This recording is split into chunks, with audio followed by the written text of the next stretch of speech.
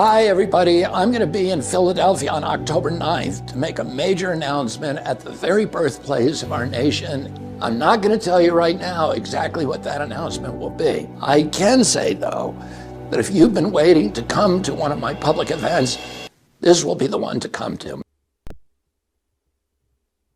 That's not good. And let me explain why that's not good. One, major announcement.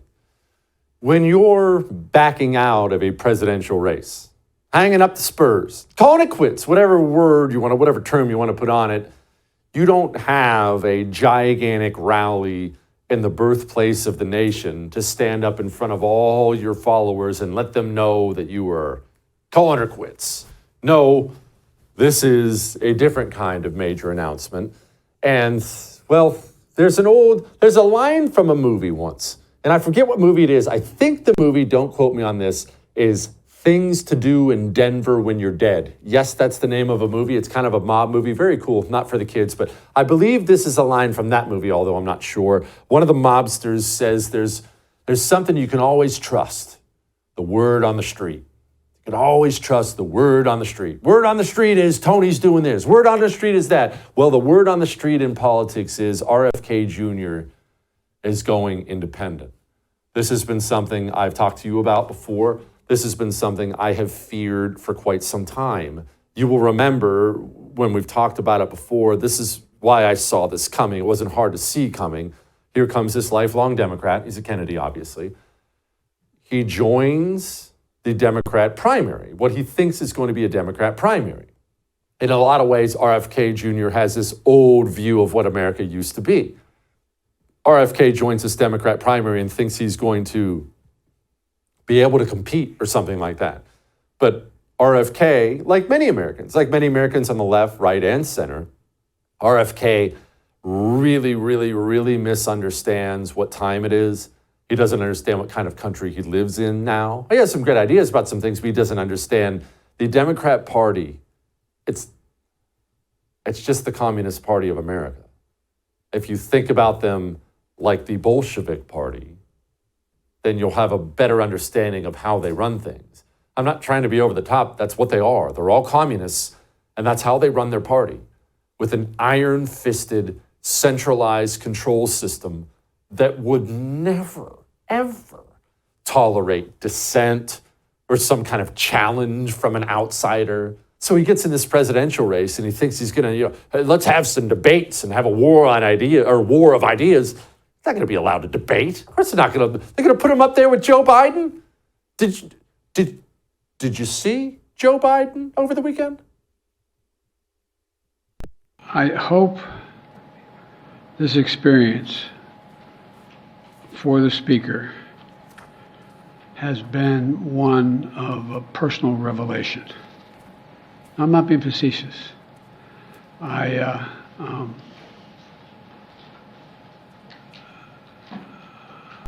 Anyway.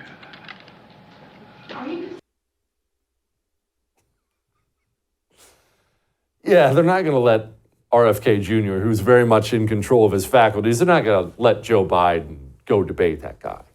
So what's happened? RFK Jr., he ran headlong into the Communist Party of America, the Democrats. And they've told him, debates? No. There aren't going to be any debates. So he's being frozen out of the process. And he's going to announce that he's going to run as an independent. There are many different theories about this. I will just tell you personally, I believe that this is complete disaster for Republicans. If Trump does turn out to be the nominee, and it looks like right now he will, if we have an independent run from someone who's seen as an outsider, who stands up to Big Pharma, and then you have Biden and Trump, and then you have RFK, I am extremely concerned that RFK is going to pull so many votes away that we can't possibly win. So there, that's bright and sunny for you. Is there a chance that you would run as an independent? Do you look at that ever? And how do you even evaluate that? Yeah, I mean,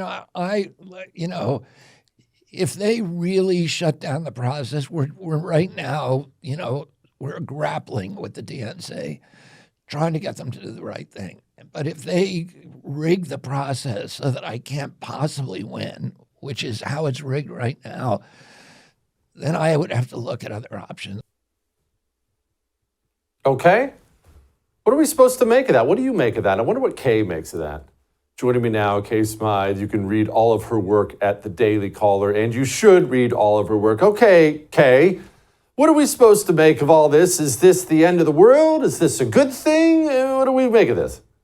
I don't think it's ever a bad thing when you start a hit with a Theo Von clip. Like, dude, I'm so convinced that we've forgotten how to talk to trees. No, I kid. But I don't think it is the end of the world, but I think this is a really bad situation for the Republican Party. I think that RFK being so heavily censored by the Democrats, basically being like they're writing laws literally to stop him from being able to run.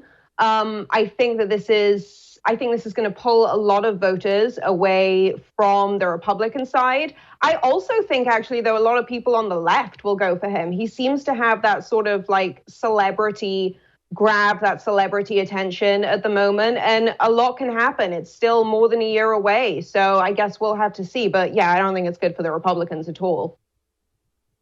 Okay, let's start there because I actually agree with you. In your mind, why does he pull votes and more votes from Republicans and Democrats?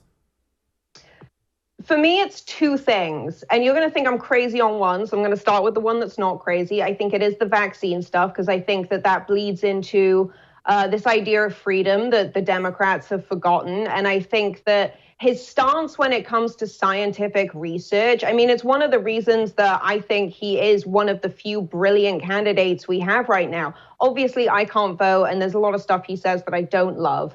I think the other thing is actually his grip on the environment. You know, it took me leaving a liberal city, spending some time in a conservative city, and then moving down to a pretty mixed state to realize that most people do actually care about the environment. And all the kind of crap that's going on, like people spewing on both sides of the spectrum, everything about sort of climate change. We really just tend to ignore the actual environment when it comes to that discussion. Whereas his record when it comes to environmental protection and letting that environmental protection actually go into protecting the lives of people, and we all have to live one-on-one with our natural surroundings. His record on that is kind of irrefutable. And I think he just speaks a lot of common sense to a lot of people who are used to just the politicking and the crazy. Why wouldn't, if you're a Democrat, Kay, which I know you're not, but if you're a Democrat, why not go all in for RFK? I admit I don't think like that dirty commie scum, so I don't know how they think. But I look at him, he's a Democrat, he's appealing. Joe Biden's 8,000 years old. I know RFK's old, but he's a good-looking dude. He takes most of their positions on the issues. If I'm a Democrat, why wouldn't I vote for RFK? All the Democrats I know come back at me and say, oh, well, he's crazy. And then the next thing I say is, tell me one crazy thing he said. Oh, well, I don't really know. I got into this debate with my family the other weekend, and I made them sit down and watch his whole interview with Joe Rogan.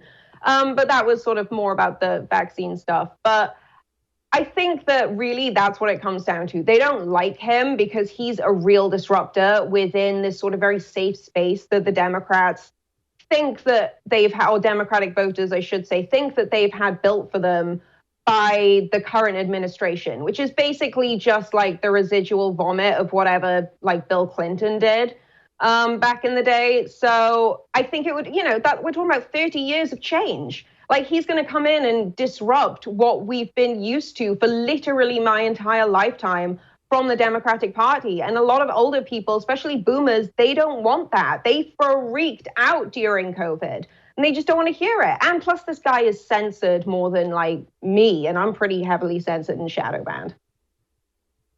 Kay, do you get the sense that your Democrat friends or family members, do you get the sense that they really feel like they have total control of everything now, and maybe a wild card like RFK kind of leads them to believe that might risk that? They have it all. Even though Joe Biden's a doddering old fool, they have it all. They have every institution. Why risk it?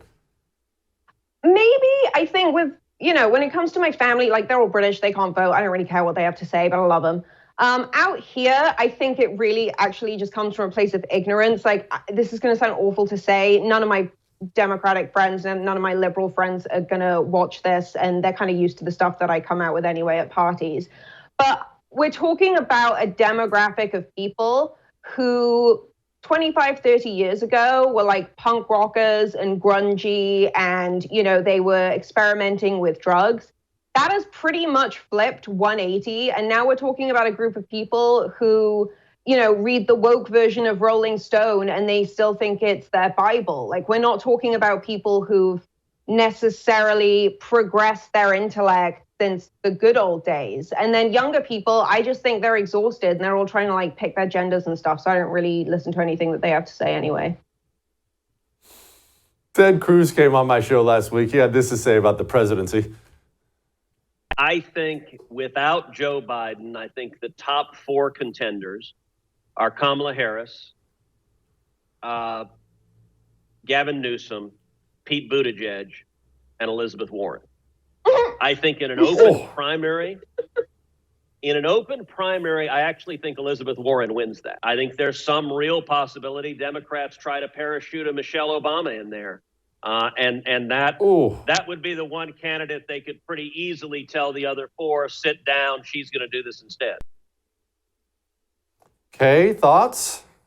I want to say, shut up, Ted Cruz. Like, shut up. I don't want to listen to you anymore. You're absolute crap. Like, I want to say that. But I don't know. Crazier things have happened. I don't think Kamala Harris is a contender.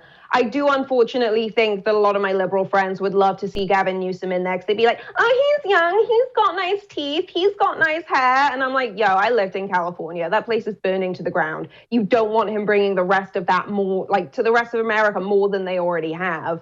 Elizabeth Warren, I think, I've never heard her name mentioned in this context before. So that's an interesting one. I definitely need to think about that.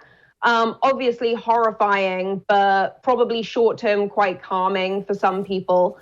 Michelle Obama, she just got paid $700,000 to give like a 1-hour speech in Germany.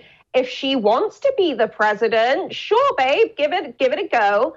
But you're clearly doing fine without that. You're part of the globalist elite. Maybe just like take a chill pill and like don't mess up the world for the rest of us anymore. That would be cool. So I don't really know. Like, do you think Elizabeth Warren? I've never heard that before. Is that the first time you've heard that too? It's the first time I've heard that. I don't know. I find Elizabeth Warren to be impressive. She's like 9,000 years old and she looks like she's 60. I don't know what she's doing for, taking care of herself, but she does very, very well.